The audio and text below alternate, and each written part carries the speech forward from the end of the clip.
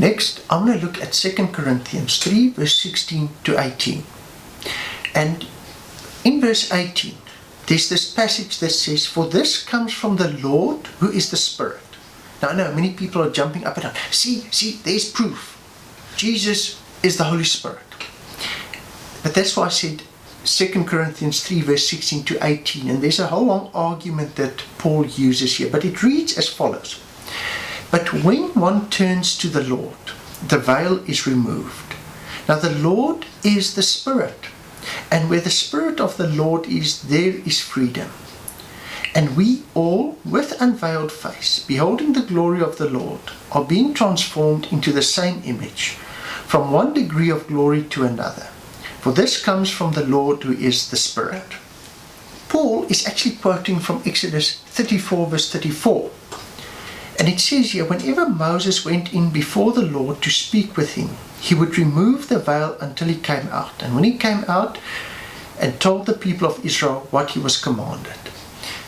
Now, what is happening here is that Paul is saying, when Moses went to the Lord, he took the veil away and he could speak to God face to face.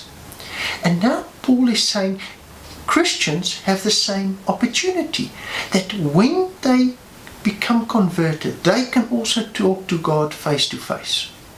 Does that mean they actually see God? No. So what does it mean?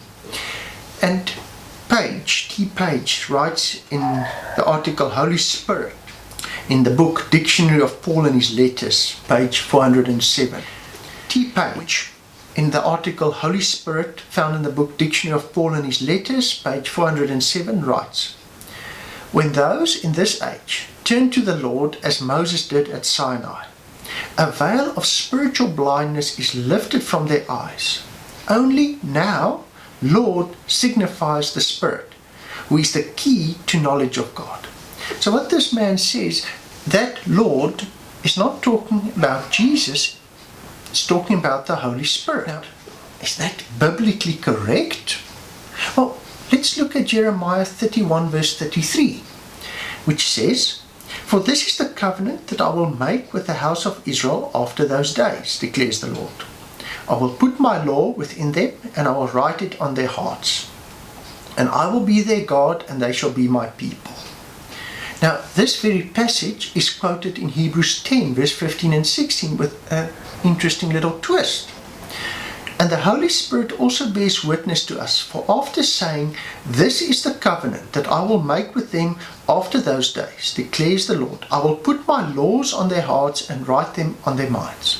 And he says, this is the Spirit talking. And in Jeremiah it talks of the Lord, and Paul, this Holy Spirit is also called Lord, which confirms what Page said, which explains 2 Corinthians 3 verse 16 to 18.